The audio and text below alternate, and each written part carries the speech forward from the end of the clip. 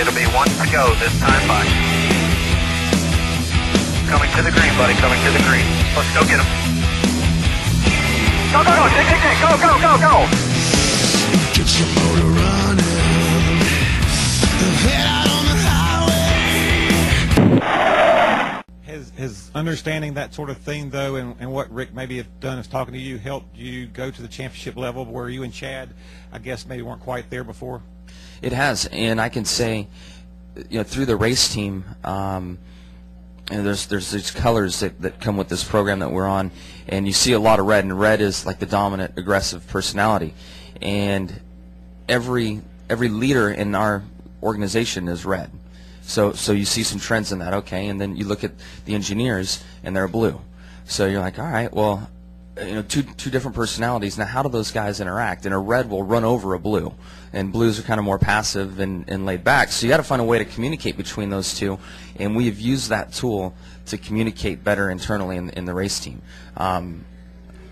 What's weird is I'm a red as well, and we figured I'd be blue, and there's a couple other colors, but when it came out, when we got the results a couple years back, it was interesting to see that we were both the same color, and it helps us. There's a whole list. It's kind of funny. They have all these bullet points. This is how you make one mad. This is how you get along with one. And you look at those things, you're like, yep, I know I could say something along those lines and make him mad. And yeah, that so it just helps put it in perspective.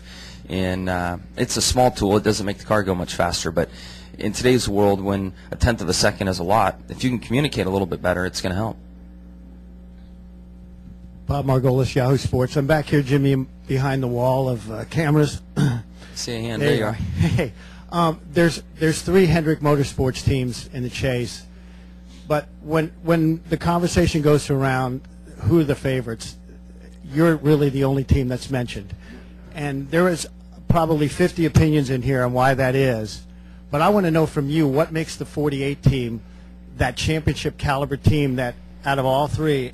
You're the guys that everyone says are really the favorites. I don't have a good answer for you.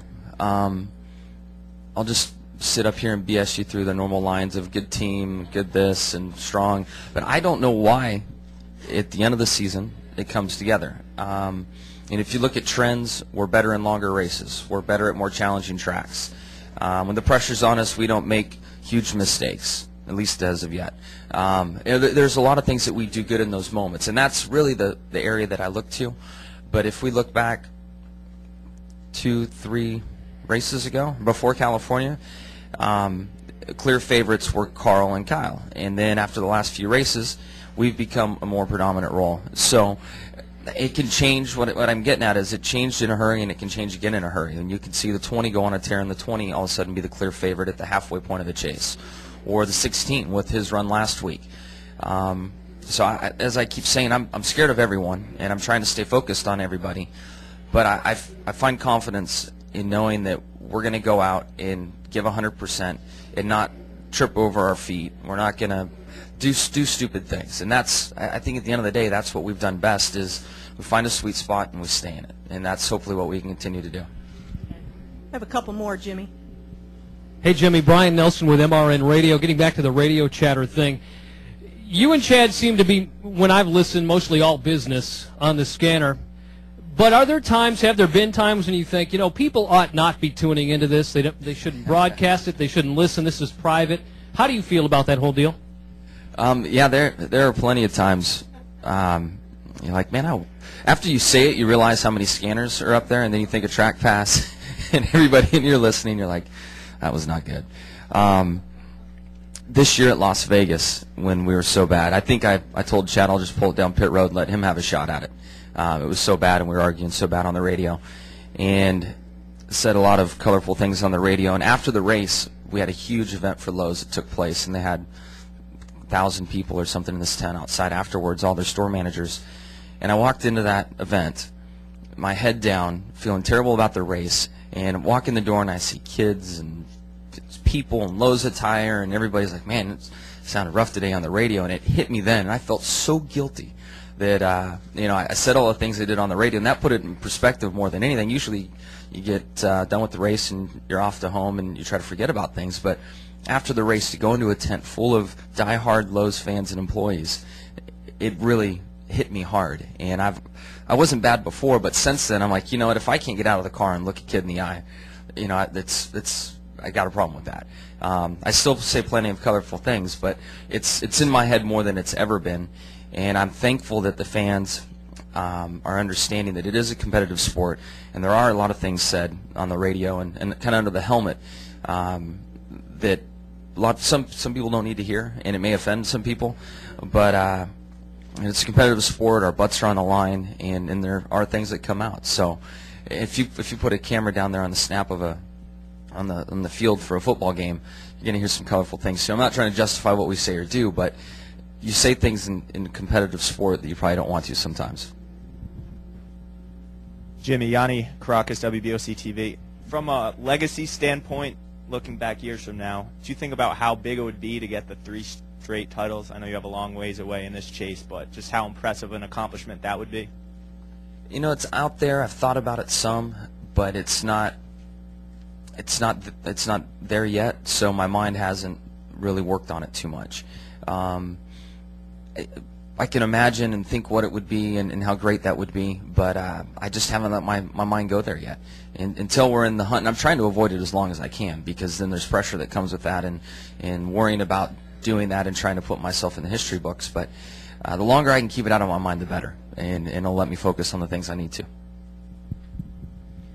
Anything else for Jimmie Johnson? Yeah, one more. Randy Pemberton with Speed TV. You were talking about a moments ago about putting your finger on why you guys might be the best of the Hendrick group. Looking back to the mid-'90s when the radio came in, Rusty Wallace, Dale Earnhardt, Mark Martin basically struggled to find that feel, and they all, you know, I think the one year they went like 4 wins for 87 starts. My question is, it seems as though this is the biggest field change for a race car driver since perhaps the radial. It's arguably Jeff Gordon was perhaps the best at that race car for a long time. My question to you is, you guys do a lot of testing, and we've read recently, I guess, Brad Keselowski's going to be in a car for Jeff testing somewhere. What's the difference between your test patterns and Jeff Gordon's test patterns as a percentage or whatever? Do you test more than he does in the seat? Yeah, this year I can say it's been the most I've ever tested in the sport. I think we're up to 19 test sessions, and we still have some more out there to hit. You know, I agree with you that it is as challenging as when you switch from bias-plies to radials.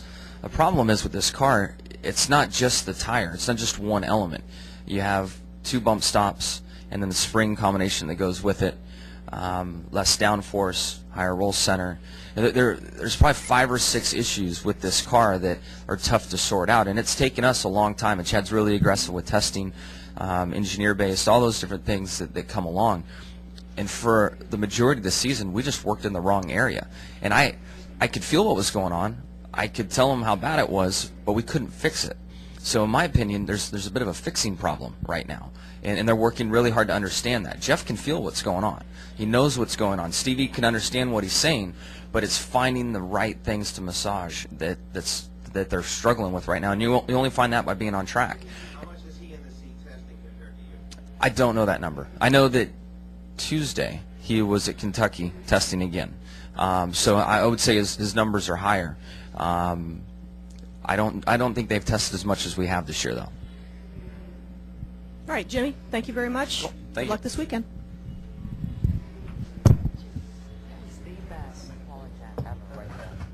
You know, we were just talking about you telling stories and stuff. That was the best you've ever done. It was awesome.